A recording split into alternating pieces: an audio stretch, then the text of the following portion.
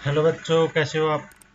उम्मीद करता हूँ अच्छे होंगे। आपकी पढ़ाई भी बहुत अच्छी चल रही होगी। तो आज के इस वीडियो में हम बात करेंगे कक्षा 6-7 के लिए जो बेस लाइन असेसमेंट है गणित का। कौन से विषय का? गणित का जो बेस लाइन असेसमेंट है, इसका कंप्लीट सॉल्यूशन हम इस वीडियो में देखेंगे और एकदम अच्छे तरीके से हम सारे क्वेश्चंस को है वो समझेंगे। फिर भी अगर आपको कोई क्वेश्चन समझ में नहीं आता है तो आप कमेंट लिख के बताएं या फिर हमारे टेलीग्राम चैनल को ज्वाइन करें। तो देखिए, प्रारंभिक मूल्यांकन में आपको यहाँ पर दिया गया यह मूल्यांकन विद्यार्थी स्वविवेक से करें, यानी आपको खुद को समझ के करना है। ऐसा नहीं है कि मैं यहाँ पर आंसर लिख दूं और आप सारा का सारा ऐसे का ऐसा छाप दो। ऐसा नहीं करना है, प्रत्येक क्वेश्चन को समझ के करना है। विद्यार्थी को सभी प्रश्न हल करने हैं। शिक्षक विद्यार्थी को केवल प्रश्न समझाने में सहायता करेंगे और टिप्पणी करते समय शिक्षक विद्यार्थी की संपूर्ण शिक्षण गतिविधियों को ध्यान में रखेंगे। यानी मैं यहाँ पर आपको प्रश्न और उत्तर है वो पूरा समझाने का प्रयास करूंगा। देखिए, पहला प्रश्न दिया गया है, नीचे दी गई संख्याओं को अंकों में लिखो। 2712। तो आप कक्षा 6-7 के हैं तो आपको संख्या अंकों में आराम से लिखनी आती है। 2712 लिखना है। तो देखिए, पहले हम संख्या को लिखने के लिए पहले से छोटे छोटे डब्बे बनाते हैं ताकि हमें आसानी से संख्या है वो समझ में आ जाए। इसके 4 डब्बे बना दिए, इसके 4 डब्बे बना देते हैं ऐसे। देखिए यहाँ पर क्या दिया गया, 2712। तो ये इकाई, दहाई, सैकड़ा, हजार, हजार की जगह क्या दे रखा है, 2। तो यहाँ पर 2 आ जाएगा। 100 की जगह क्या है, 7 है, तो ये सैकड़ा है, ये 7 आ गया।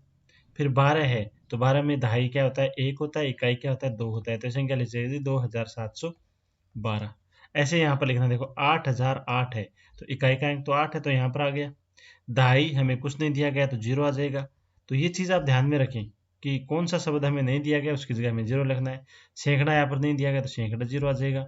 और हजार की जगह क्या 8 है तो 8 आ जाएगा, तो ये हो जाएगा 8008। तो ये संख्या हमें कुछ इस तरीके से लिखनी है। इसके अलावा आप और भी संख्याओं का लिखने का है वो अभ्यास करेंगे। आगे दिए गए संख्याओं को विस्तारित रूप में लिखिए। तो यहाँ पर 8 है, फिर 5 है, 2 है, 7 है। 8 के आगे कितनी संख्या है, 3 है, तो 8 के आगे हम 3 बार 0 है वो लिख देंगे, यानी स्थानीय मान लिखना है। फिर 500 दिया गया है, 20 दिया गया है, लास्ट में इकाई का अंक क्या बच गया, 7 बच गया, तो यहाँ पर क्या आ जाएगा, 7 आ जाएगा। अगला देखिए, 3289 है, तो यहाँ पर तो क्या आ गया, 3000 आ गया। सैकड़ा की जगह क्या 2 है तो 2 आ गया। दहाई की जगह क्या है 8 है तो 8 आ जाएगा। और इकाई की जगह क्या 9 है तो 9 आ जाएगा। तो ये पहला और दूसरा प्रश्न हमने कर लिया। उम्मीद करता हूँ आपको अच्छे से समझ में आ गया होगा। इसके बाद देखते हैं तीसरा प्रश्न। तीसरा आपको दिया गया रिक्त स्थानों की पूर्ति कीजिए। देखिए 3500, यहाँ पर 78 हमें दे रखा है, तो यानी ये इकाई है, दहाई है, तो यहाँ पर क्या आ जाएगा 78। अब ये 3578 है, तो यहाँ पर हमें अंकों में लिखना है। ये 3 आ जाएगा, ये 5 आ जाएगा, तो ये संख्या होगी 3578। अब हमें यहाँ पर लिखना है 7000। इकाई की जगह 0 है, 7000 में दहाई भी 0 आएगा, सैकड़ा भी 0 आएगा, और हजार की जगह क्या आ जाएगा, 7 आ जाएगा, तो ये हो गया 7000। ऐसे करना है। निम्नलिखित संख्या को आरोही क्रम यानी बढ़ते क्रम में लिखें। बढ़ते क्रम का मतलब सबसे पहले सबसे छोटी संख्या। तो आप बता सकते हो इसमें सबसे छोटी संख्या कौन सी है, 34 है, तो सबसे पहले आएगा 34। उसके बाद में क्या आएगा 348। उसके बाद में क्या आएगा 453। उसके बाद में आएगा 5923। और उसके बाद में आ जाएगा 7589। ऐसे आपको ये संख्याएं लिखनी है। अगले में देखें दूसरे भाग में, तो आप कर सकते हो इसको आराम से। ये 20 दिया गया है सबसे छोटा, तो 20 आ जाएगा। यहाँ पर बाद में आएगा आपका क्या आएगा, 1000 आएगा। 1000 बाद में क्या आएगा 3000 आ जाएगा। 3000 बाद में क्या आएगा 3400 आ जाएगा। और 3400 बाद में क्या आ जाएगा 4300 आ जाएगा। तो इस तरीके से हम इस प्रश्न को कर लेंगे। अगला है निम्नलिखित भिन्नों को अवरोही क्रम। अवरोही क्रम कौन सा होता है, घटता क्रम, यानी सबसे पहले सबसे बड़ी संख्या आती है। तो यहाँ पर देखिए इन किस्मों को थोड़ा सा ध्यान से समझे। देखिए 2/9 है, 7/9 है, 2/9 है, 2/9 है। तो यहाँ पर देखिए हर सबका समान है। हर सबका समान है तो हर हमें नहीं देखना है, हमें अंश देखना है। अंश में जो संख्या सबसे बड़ी होगी वो ही संख्या, हर जिसका अंश जिसका सबसे बड़ा होता है वो संख्या ही सबसे बड़ी हो जाएगी। तो यहाँ पर पहले क्या लिखा जाएगा 7/9। उसके बाद घटते क्रम में लिखना है। तो ये देखिए तीनों संख्याएं बराबर ही है, तो आप तीनों को लिख दीजिए 2/9, 2/9, 2/9। अगला देखिए 3/11, 1/11, 7/11, 10/11। तो यहाँ पर भी 11 सब में बराबर है, तो इसको छोड़िए। आप ऊपर वाली संख्या देखिए कौन सी बड़ी है, 10 बड़ी है, तो ये संख्या बड़ी हो जाएगी 10/11।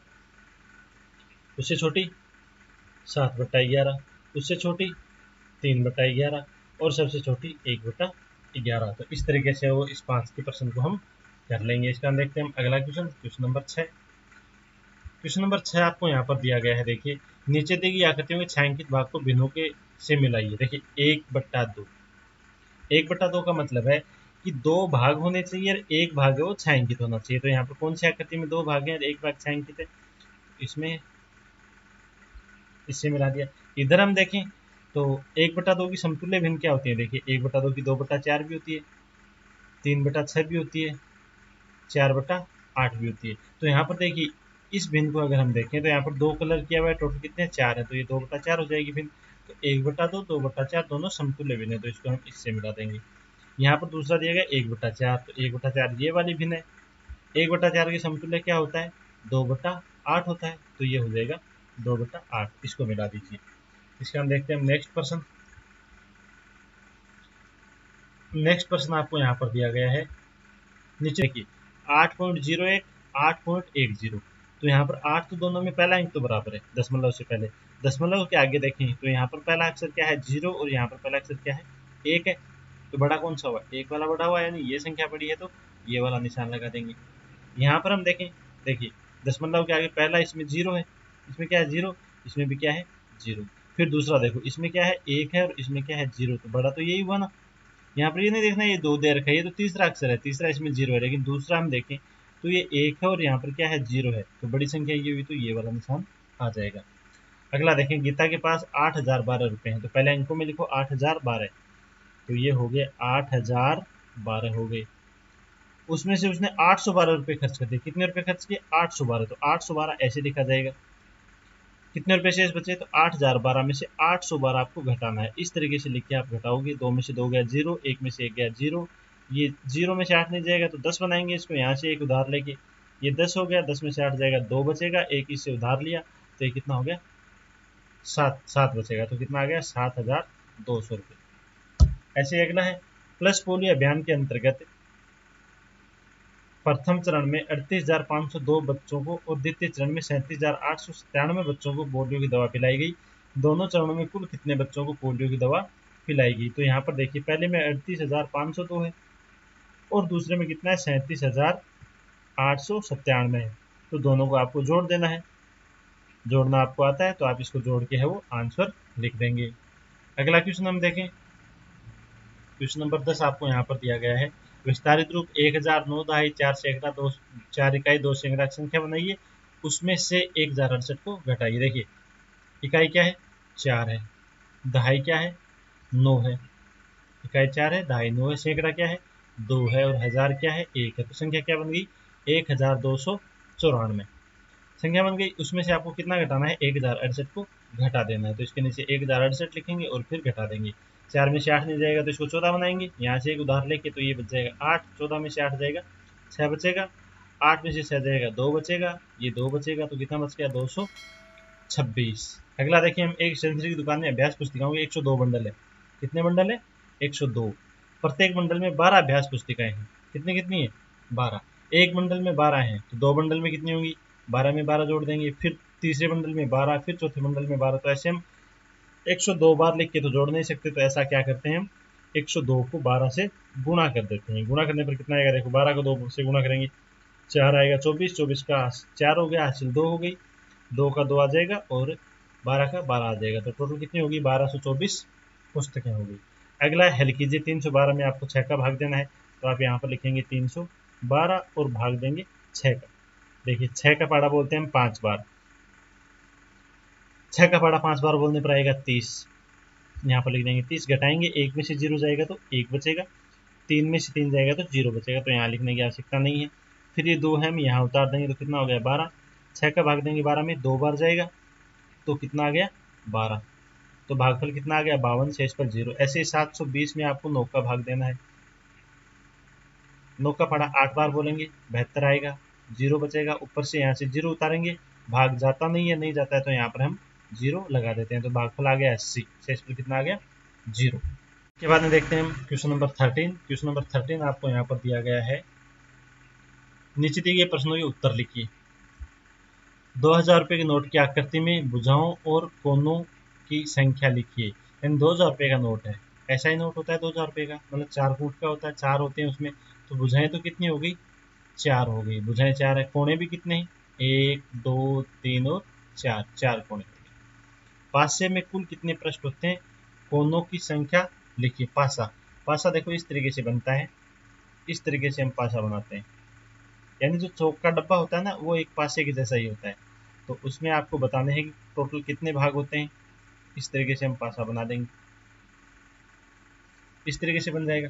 अब इसमें कुल पृष्ठ कितने होते हैं, तो देखिए 6 पृष्ठ होते हैं इसमें, ऊपर का, नीचे का, दायां बायां, आगे का और पीछे का, टोटल 6 पृष्ठ होते हैं। और कोने कितने होते हैं, 1 2 3 4 5 6 7 और 8। तो कोने कितने हो गए, 8 हो गए।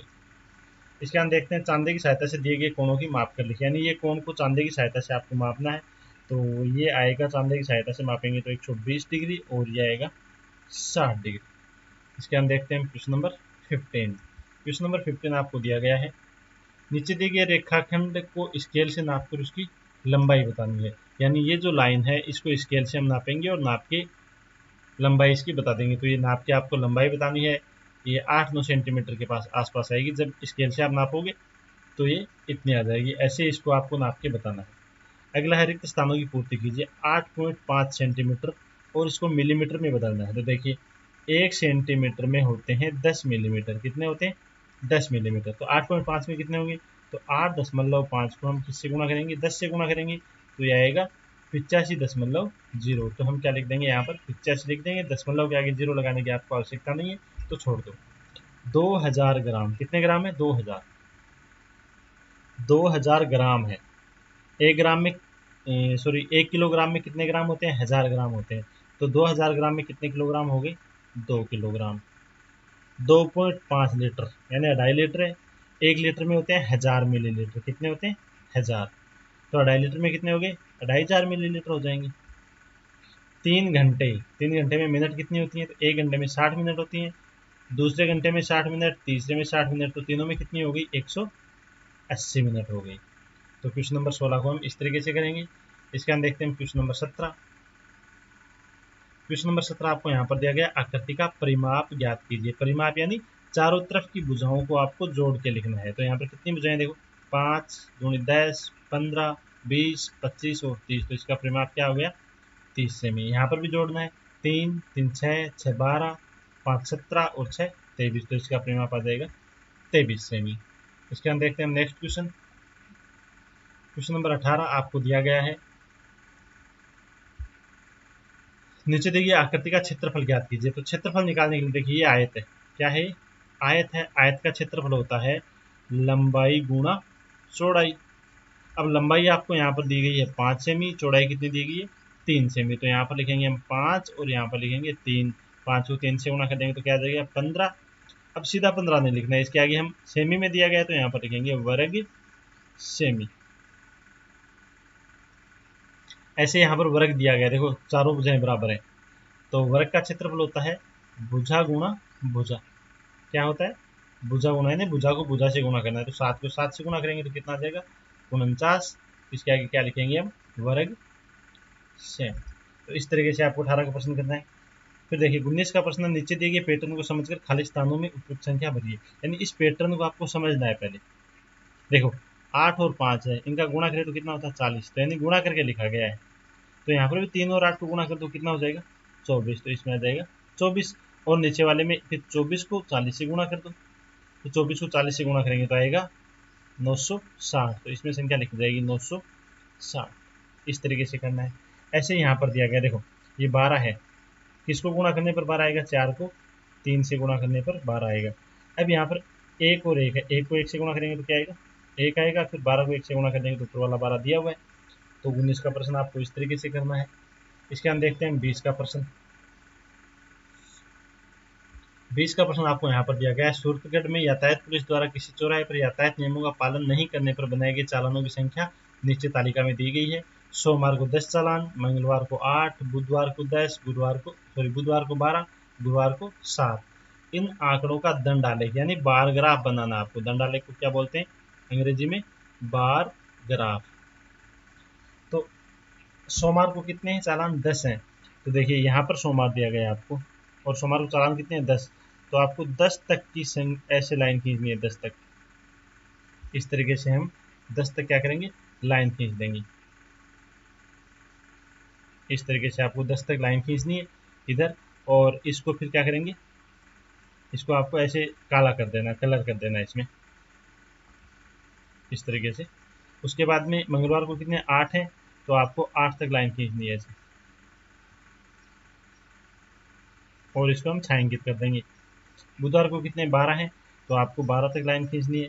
तो ध्यान रखें बुधवार यहाँ पर है, तो इसको आपको ऐसे लाइन खींचनी है। बुधवार को कितने 12 हैं, तो 12 तक लाइन खींच देंगे, और उसके बाद में छायांकित कर देंगे इसको। और गुरुवार को कितने 7 हैं, तो 7 देखिए यहाँ पर 6 और 8 के बीच में आता है, तो 6 तो यहाँ पर आएगा आपका, तो 7 आएगा यहाँ पर, इस तरीके से। तो इस तरीके से हम इसको और कलर कर देंगे, ऐसे छायांकित कर देना है। तो इस तरीके से आपको ये दंडालेख बनाना है। तो ये आपका बेसलाइन असेसमेंट था जो आपको अभी करना है, और इसका जो भी रिजल्ट होगा आपका, जो कि आपके शिक्षक द्वारा चेक किया जाएगा और उसको शाला दर्पण पर एंट्री भी की जाएगी। तो आप बेसलाइन असेसमेंट को बिल्कुल समझ के और कंप्लीट हो करना है। इसके अलावा जो भी आपकी वर्क बुक है, उसकी जो वर्कशीट है 1 से लेकर 4 तक का अलग वीडियो बनाया हुआ है, 7 से लेकर 8 तक अलग वीडियो बनाए हुए हैं, और सारी जो वर्क बुक का वीडियो है वो मैं मेरे चैनल पे बना दूंगा। तो आप चैनल को सब्सक्राइब करें, और साथ में वीडियो अच्छा लगे तो कमेंट भी करें, दोस्तों के साथ शेयर करना ना भूलें। मिलते हैं अगले वीडियो में, तब तक के लिए धन्यवाद।